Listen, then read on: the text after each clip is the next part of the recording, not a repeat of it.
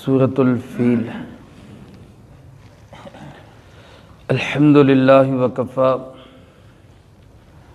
والسلام علی عبادہ الذین اصطفی، خصوصاً علی سید الرسل وخاتم الانبیاء وعلی آلہ واصحابہ الاتقیاء۔ اما بعد فاعوذ باللہ من الشیطان الرجیم، بسم اللہ الرحمن الرحیم۔ ألم تر كيف فعل ربك بأصحاب الفيل ألم يجعل كيدهم في تضليل وأرسل عليهم طيرا أبابيل ترميهم بحجارة من سجيل فجعلهم كعصف مأكول۔ ألم تر كيف فعل ربك بأصحاب الفيل، کیا تو نے نہیں دیکھا کیا حال کیا تیرے پروردگار نے ہاتھی والوں کا؟ ألم يجعل كيدهم في تضليل، کیا نہیں کر دیا ان کی تدبیر کو غلط؟ وأرسل عليهم طيرا أبابيل، اور چھوڑ دیے ان پر پرندے غول کے غول، ترمیہم بحجارۃ من سجیل، جو پھینکتے تھے ان پر پتھر کنکری کے، فجعلہم کعصف مأکول، سو کر دیا ان کو ایسے جیسے کھایا ہوا بھوسا ہو۔ اس صورت مبارکہ کا تعارف اور اس کا سبب نزول اور اصحاب فیل کا واقعہ گزشتہ درس میں بیان ہو چکا ہے۔ آج اس کے دوسرے حصے میں اس کے الفاظ کی تفسیر اور واقعہ کے مطابق اس کا انطباق بیان کیا جائے گا۔ اللہ پاک ارشاد فرماتے ہیں، کیا تو نے دیکھا نہیں تیرے پروردگار نے ہاتھی والوں کے ساتھ کیا کیا؟ یہاں جو لفظ ہے ترا کا، کہ تو نے دیکھا نہیں، اس کا مخاطب جناب محمد کریم صلی اللہ علیہ وسلم بھی ہے، اور ہر قرآن پڑھنے والا بھی اس کا مخاطب ہے۔ مجھ سے اور آپ سے بھی اللہ پاک پوچھ رہے ہیں کہ آپ نے دیکھا نہیں؟ حالانکہ یہ واقعہ جو ہے یہ رسول اللہ صلی اللہ علیہ وسلم کی ولادت سے بھی کوئی 50-55 دن پہلے کا ہے، اور جس وقت یہ صورت مبارکہ نازل ہوئی، گویا کہ اس واقعے کو کم و بیش 45 سال گزر چکے تھے جب یہ صورت مبارکہ نازل ہوئی، کیونکہ آپ صلی اللہ علیہ وسلم کی ولادت ہوئی، 40 سال کے بعد نبوت ملی، اور پھر اس کے بعد پہلی وحی، پھر 3 سال فترت کے گزرے، تو یہ کوئی 45 سال کے قریب اتنے وقت کے بعد یہ صورت مبارکہ نازل ہوئی۔ تو ظاہر بات ہے کہ کچھ لوگ ہوں گے جنہوں نے دیکھا بھی ہوگا اس واقعے کو، کچھ ایسے بھی لوگ ابھی موجود ہوں گے، لیکن رسول اللہ صلی اللہ علیہ وسلم نے بھی نہیں دیکھا، اور بہت سارے لوگوں نے بھی نہیں دیکھا، اور بعد میں آنے والوں نے تو کسی نے بھی دیکھا نہیں۔ تو یہاں ترا سے مراد کیا ہے؟ علماء فرماتے کہ آنکھ کا دیکھنا مراد نہیں، بلکہ یہاں ترا سے مراد تعلم، کہ کیا آپ کے علم میں یہ واقعہ نہیں ہے؟ اور علم میں اس وقت کے لوگوں کی تو زبان پہ تھا، ایک عجیب واقعہ تھا، ظاہر ہے ایک بڑا واقعہ ہو جائے تو ہر بندے کو معلوم ہوتا ہے کہ یہ واقعہ ہوا تھا، اور آج ہمیں بھی قرآن کریم کے وحی سے اور اللہ کے محبوب صلی اللہ علیہ وسلم کے بتانے سے ہمیں بھی اس واقعے کا علم ہے۔ تو گویا یہ استفہام جو ہے، پوچھنا جو ہے، یہ سوال کرنے کے لیے نہیں، بلکہ یہ پوچھنا ثابت کرنے کے لیے ہے کہ ایسا ہو چکا ہے، یہ واقعہ پیش آ چکا ہے، آپ کے علم میں ہے، یہ واقعہ ہوا ہے۔ علماء نے لکھا ہے کہ اس واقعے کے ضمن میں قریش کی عظمت، قریش کی قدر، قریش کی عزت اور بلند ہو گئی تھی۔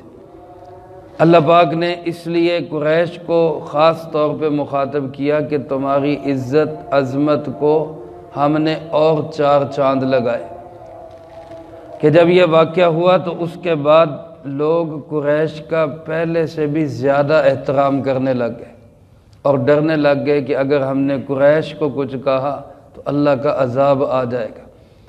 تو یہ قریش کی، اللہ کے محبوب صلی اللہ علیہ وسلم کے خاندان کی ایک اور عظمت ہے، اس لیے اللہ پاک اس کو بطور احسان گویا کہ یاد دلا رہے ہیں۔ کیا تمہارے علم میں نہیں کہ تمہارے پروردگار نے ہاتھی والوں کے ساتھ کیا کیا تھا؟ یہاں مفسرین کرام رحمہم اللہ نے لکھا ہے کہ اللہ پاک نے اصحاب الفیل کا لفظ ارشاد فرمایا۔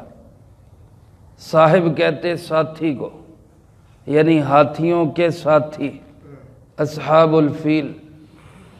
یہاں پہ ہاتھیوں کے مالک کا لفظ یا ہاتھیوں کے پالنے والے کا لفظ، کوئی اور لفظ بھی آ سکتا تھا، لیکن اصحاب الفیل ذکر کر کے اشارہ اس طرف کر دیا کہ وہ تو تھے جانور اور تم تو تھے انسان، لیکن تم انسان ہو کر، اشرف المخلوقات ہو کر، تم نے جانوروں کا ساتھی بننا پسند کیا، انسانوں کا ساتھی بننا پسند نہیں کیا۔ گویا تم عقل کے لحاظ سے، خرد کے لحاظ سے، سمجھ کے لحاظ سے جانوروں جیسے بن چکے تھے۔ گویا کہ ایک اللہ کا حکم توڑنے کے لیے، اللہ کا گھر توڑنے کے لیے، اللہ کے شعار کی بے حرمتی کے لیے تم میں اور جانوروں میں کوئی فرق نہیں رہ گیا تھا۔ انسان ایسا نیچ بن گیا اس وقت کا کہ وہ جانور کا ساتھی بن گیا۔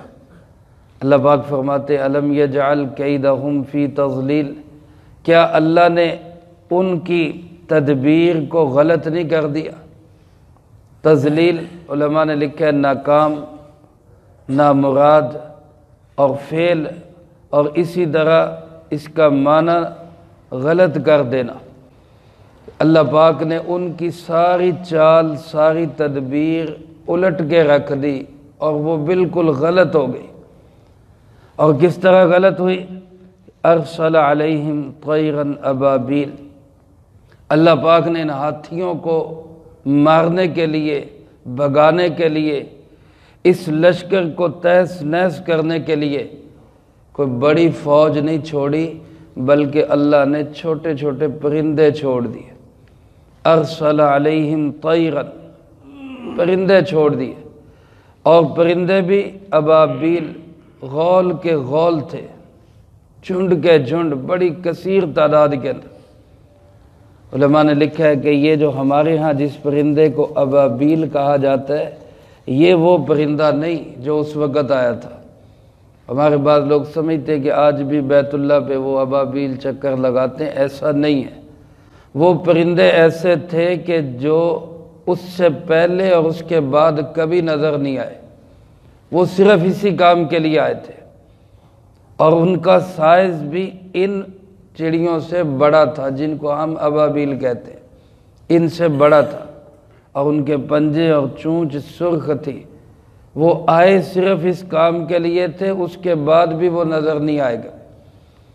اور ابابیل کا جو ترجمہ ہے عربی میں، وہ کسی کا نام نہیں بلکہ ابابیل کسی بھی چیز کے غول کو کہتے ہیں، وہ پرندوں کا ہو، وہ جانوروں کا ہو، ایک بڑا ٹولہ، اس کو ابابیل کہا جاتا ہے۔ بعض حضرات فرماتے ہیں کہ یہ ایسا لفظ ہے جو جمع ہے لیکن اس کا واحد کوئی نہیں، اور بعض نے فرمایا کہ اس کا واحد ابال ہے، جس طرح دینار اور اس کی جمع دنانیر، اسی طرح ابال اور ابال کی جمع ابابیل۔ بہرحال یہ لفظ جھنڈ اور غول کے معنی میں استعمال ہوتا ہے، کسی خاص پرندے کا نام نہیں ہے۔ اللہ پاک ارشاد فرماتے کہ ان پرندوں نے کیا کیا، ترمیہم بحجارۃ من سجیل، انہوں نے ان کے اوپر پتھر پھینکے، اور پتھر بھی کس چیز کے تھے؟ سجیل کے۔ سجیل کیا چیز ہے؟ بعض مفسرین کرام رحمہم اللہ، بلکہ اکثر حضرات نے یہ لکھا ہے کہ یہ لفظ فارسی کے دو لفظوں سے مل کر بنا ہے، ایک لفظ سنگ، ایک لفظ گل۔ سنگ گل، سنگ پتھر کو کہتے ہیں اور گل مٹی کو کہتے ہیں۔ تو پتھر اور مٹی کے ملاپ، یعنی مٹی کی جو روڑی بنی ہوئی ہوتی ہے اور وہ سوکھ کے پتھر جیسی ہو جائے، جس کو ہم کنکری کہتے ہیں، ٹھیکری کہتے ہیں، اس کو عربی میں سجیل کہا گیا۔ چونکہ گاف کا لفظ عربی میں ہے نہیں، گاف کی جگہ پہ جیم آ گیا، سجیل۔ بعض مفسرین کرام رحمہم اللہ نے لکھا ہے یہ سجیل لام نون سے بدلا ہوا ہے، اصل میں سجین تھا، اور سجین کہتے ہیں جہنم کے نچلے حصے کو، یعنی یہ پتھر جو آئے تھے یہ جہنم کے نچلے حصے سے آئے ہوئے پتھر تھے، یہ وہاں کی گولیاں تھیں۔ اور بعض حضرات نے لکھا ہے کہ سجیل سجل سے ہے، اور سجل کا معنی ہوتا ہے لکھنا، رجسٹر، لکھی ہوئی چیز کو سجل کہتے ہیں۔ ان پتھروں کے اوپر نام لکھے ہوئے تھے کہ کون سا پتھر کس کو جا کے لگنا ہے، اس لیے ان کو سجیل کہا گیا۔ اب ان کی حالت کیسے ہو گئی؟ اتنے بڑے لشکر کا حال کیا ہوا؟ اللہ پاک فرماتے فَجَعَلَهُمْ كَعَصْفٍ مَأْكُولٍ، اللہ نے ان کو کر دیا ایسے جیسے کہ کھایا ہوا بھس ہوتا ہے۔ آپ نے دیکھا ہوگا جہاں جانور رکھے ہوئے ہوتے ہیں، وہ توڑی ونڈا جو ڈالا ہوتا ہے وہ نیچے گرا دیتے، اور کچھ ان کے پاؤں کے نیچے روندا جاتا ہے۔ یہ جو ان کے پاؤں کے نیچے روندا ہوا ہوتا ہے اس کو عصف کہتے ہیں، عصف۔ اللہ پاک فرماتے ہیں ایسے اس کو روندے ہوئے اور کچلے ہوئے گویا کہ بھوسے کی طرح اللہ نے ان کو بنا دیا۔ یہ حالت ہوا اس لشکر کا جس نے اللہ کے گھر کو گرانے کی کوشش کی۔ یہاں میرے دوستو ایک سوال ذہن میں آتا ہے، علماء نے اس کو اٹھایا ہے، مفسرین کرام رحمہم اللہ نے، کہ اس وقت جو بیت اللہ تھا، اس بیت اللہ کے اندر بت رکھے ہوئے تھے اور ان بتوں کی عبادت ہوتی تھی۔ اب بیت اللہ کے اندر بت رکھ کے ان کی عبادت کرنا، شرک کرنا، اللہ کے گھر کو اللہ کے اس صریح ترین نافرمانی میں استعمال کرنا، شرک میں استعمال کرنا، یہ تو بہت بڑا جرم ہے، بہت بڑا گناہ ہے۔ بیت اللہ کو گرانے سے بھی شاید زیادہ گناہ یہ ہے کہ اللہ کے ساتھ شرک کیا جائے۔ تو شرک کرنے والوں کا وہ بیت اللہ جس کے اندر انہوں نے بت رکھے ہوئے تھے، اس کی تو حفاظت کی گئی، اور جو اس کو گرانے کے لیے آ رہا تھا اس کو کچل دیا گیا۔ اس کی وجہ کیا ہے کہ جہاں پہ شرک ہو رہا ہے، اللہ کے صریح حکم کی خلاف ورزی ہو رہی ہے، اللہ کے ساتھ اتنا بڑا گناہ کیا جا رہا ہے، یعنی اللہ رب العالمین کی اتنی بڑی نافرمانی کی جا رہی ہے کہ جس نافرمانی کے متعلق فرمایا کہ میں اس کو معاف نہیں کروں گا، یعنی شرک، وہ بیت اللہ کے اندر ہو رہا ہے، اور اس بیت اللہ کا تحفظ ہو رہا ہے، اور جو گرانے کے لیے آ رہا ہے اس کو کچل دیا جا رہا ہے۔ تو اس میں علماء نے یہ نقطہ لکھا ہے کہ اللہ رب العالمین نافرمانی کو سہ لیتے ہیں، برداشت کر لیتے ہیں، حوصلے والے، تحمل والے، اس کی مہلت دے دیتے ہیں، لیکن جو اللہ کے مقابلے میں آتا ہے اس کو اللہ نہیں چھوڑتے۔ اس لیے نافرمانی ہو جانا یہ کوئی بڑی بات نہیں ہے، انسان ہے، غلطیاں ہو جاتی ہیں، انسان غلطی کا پتلا ہے، معافی مانگ لے، لیکن اگر وہ اللہ کے مقابلے میں اترے گا، دین کے مقابلے میں اترے گا، شاعر اللہ کی توہین اور مذاق اڑائے گا، تو پھر میرے دوستو ایسے لوگوں کا بچنا مشکل ہو جاتا ہے۔ اس لیے آج بہت سارے لوگ ہیں جو دین کا مقابلہ کرتے ہیں۔ مخالفت ہو جانا بڑی بات نہیں، مقابلہ جو ہے یہ زیادہ خطرناک ہے۔ بہت سارے ملحد ہیں دین کے احکامات کا مذاق اڑاتے ہیں، نماز، پردہ، روزہ، حج، ایسے احکامات کو اپنے لطیفوں میں کستے ہیں۔ یاد رکھیں یہ جو مذاق ہے یا دین کو گرانے کی کوشش ہے، دین کو مٹانے کی کوشش ہے، یہ ناقابل برداشت ہے۔ ایسے ماحول میں پھر اللہ کا عذاب اترا کرتا ہے اور مقابلہ کرنے والوں کو کچل دیا جاتا ہے۔ اس لیے اللہ پاک سے دعا بھی کرنی چاہیے، اللہ ہمیں اپنے دین کی حمایت کرنے والوں میں شامل کرے، دین کی مخالفت کرنے والوں میں شامل نہ کرے۔ اور اس صورت مبارکہ سے ساری دنیا کے انسانوں کو سبق لینا چاہیے۔ کچھ لوگ ہمارے معاشرے میں ایسے ملحد ہیں جو معجزات کے منکر ہیں۔ علی گڑھ کے لوگ اکثر معجزات کے منکر ہیں۔ وہ جتنے بھی معجزات اللہ کے نبیوں کے گزرے ہیں ان کی کوئی نہ کوئی ایسی تعویل کرتے ہیں۔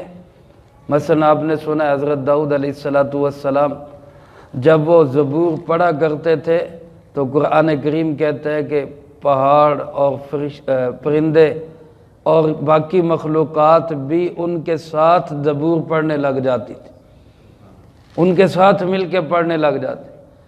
اب یہ ایک معجزہ تھا، لیکن وہ لوگ ملحد لوگ کہتے ہیں کہ جناب یہ پہاڑ پڑھتے نہیں تھے، یہ آواز کی باز گشت تھی، جیسے پہاڑوں میں جا کے کوئی آواز بولے تو اس کی آواز واپس آتی ہے، تو ایسے آواز کی باز گشت تھی، کوئی معجزہ نہیں تھا۔ بھئی اگر ایسی عام سی سادہ سی بات تھی یہ تو ہر ایک کے ساتھ ہوتی ہے، اللہ پاک نے اس کو نبی علیہ السلام کے ذکر میں کیوں ذکر کر دیا؟ وہ تو معجزے کے طور پہ ذکر کیا۔ یہاں بھی وہ اسی طرح کہتے ہیں کہ جناب یہ کوئی پرندے نہیں آئے، نہ کسی نے پتھر مارے، یہ انہی مکے والوں نے پہاڑوں پہ بیٹھ کے پتھراؤ کیا تھا، اللہ نے ان کے پتھراؤ میں ایسی طاقت ڈال دی کہ وہ مر گئے سارے۔ یہ معجزے کا انکار ہے۔ حالانکہ جس وقت یہ صورت نازل ہوئی ہے بہت سارے لوگ وہ زندہ تھے جنہوں نے اپنی آنکھوں سے اس واقعے کو دیکھا تھا۔ تو اگر پتھر پرندوں نے نہیں پھینکے، کوئی معجزہ نہیں ہوا، تو پھر وہ لوگ کہہ دیتے کہ بھئی یار پتھر تو ہم نے خود مارے تھے، پرندوں کی بات تو ایسے ہی قرآن نے نقل کر دی، تو ہم نے خود مارے تھے۔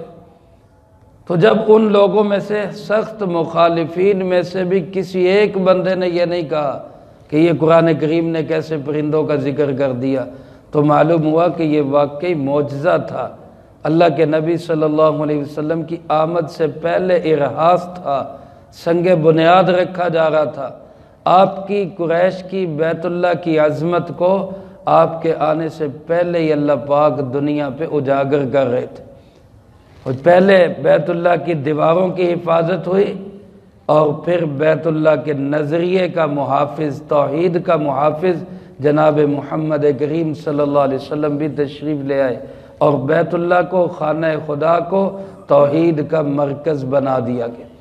تو یہ اللہ رب العالمین کے فیصلے تھے، قدرتی اللہ پاک کے حکم تھے، اللہ رب العالمین کی طاقت تھی، جس کا انکار کر دینا یہ بے دینی اور دین کی مخالفت کہلائے گی۔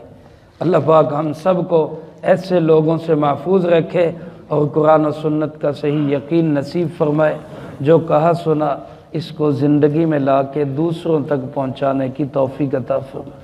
اللہم انت السلام ومنک السلام، تبارکت ربنا وتعالیت یا ذی الجلال والاکرام۔ اللہم اعنا علی ذکرک وشکرک وحسن عبادتک۔ اللہم احسن عاقبتنا فی الامور كلها واجرنا من خزي الدنيا وعذاب الآخرة۔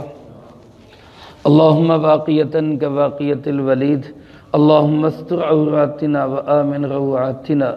اللہم انا نجعلك في نحورهم ونعوذ بك من شرورهم۔ اللہم اکفنا بحلالك عن حرامك واغننا بفضلك عمن سواك۔ اللهم اكفنا بحلالك عن حرامك وأغننا بفضلك عمن سواك. اللهم اكفنا كل مهم من حيث شئت ومن أين شئت. رب اغفر وارحم وأنت خير الراحمين. رب ارحمهما كما ربياني صغيرا. ربنا هب لنا من ازواجنا وذرياتنا قرۃ اعین وجعلنا للمتقین اماما.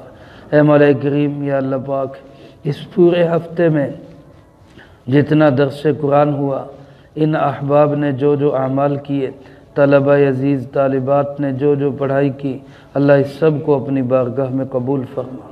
اللہ ان مقبول اعمال کا اجر و ثواب ہمارے پیارے آقا جناب محمد کریم خاتم النبیین صلی اللہ علیہ وسلم کو پہنچا. آپ علیہ السلام کو ہم سب کی طرف سے بہترین جزائے خیر نصیب فرما. آپ کے توسل سے تمام انبیاء، تمام صحابہ، تمام اہل بیت، ازواج مطہرات، بنات اطہار، نبی پاک صلی اللہ علیہ وسلم کی امت کے وہ تمام لوگ جو اس دنیا سے جا چکے، جو موجود ہیں، جو قیامت تک آئیں گے، اللہ سب کو اس کا اجر و ثواب نصیب فرما. بالخصوص حاضرین مجلس اور سامعین درس، اللہ پاک ان کے جو عزیز و اقارب، رشتہ دار، دوست، احباب، اساتذہ، مشائخ، والدین اس دنیا سے جا چکے، اللہ ان سب کو اس کا اجر و ثواب نصیب فرما. تمام مرحومین کی قبور کو جنت کا باغ بنا، سب کے درجات کو بلند فرما، سیئات کو حسنات سے تبدیل فرما، کروٹ کروٹ چین سکون اطمینان نصیب فرما، اگلی تمام منزلیں سب کے لیے آسان فرما. مولا کریم، ہم میں سے ہر ایک کو اپنے اپنے وقت پہ اچھی موت نصیب فرما، بری موت اور اس کے اسباب سے بھی اللہ ہماری حفاظت فرما. عزت کی زندگی، شہادت کی موت نصیب فرما، اسلام والی زندگی، ایمان والی موت نصیب فرما.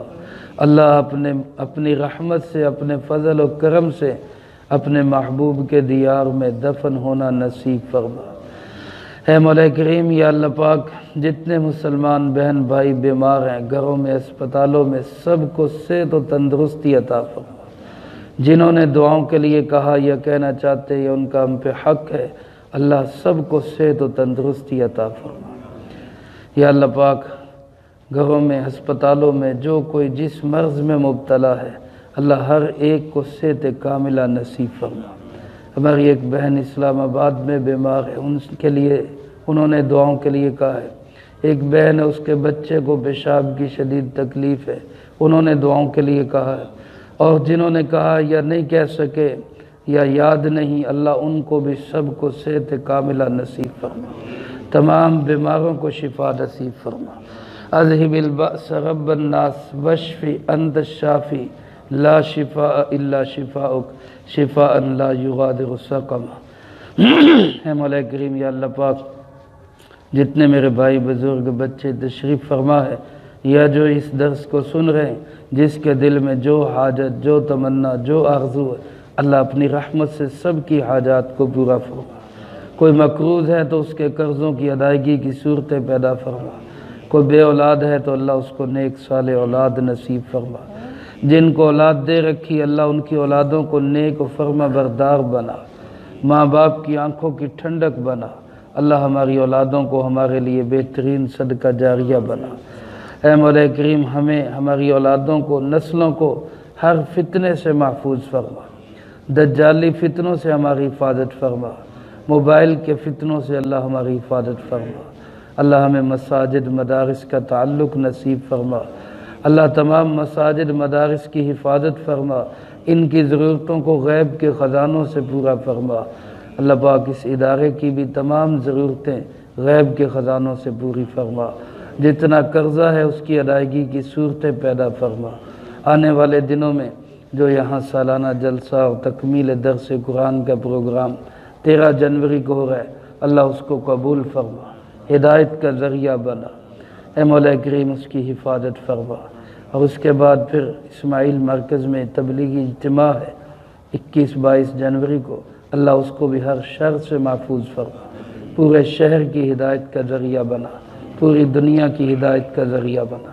اللہ ہماری دعاؤں کو اپنے فضل و کرم سے قبول فرما. ربنا تقبل منا إنك أنت السميع العليم وتب علينا إنك أنت التواب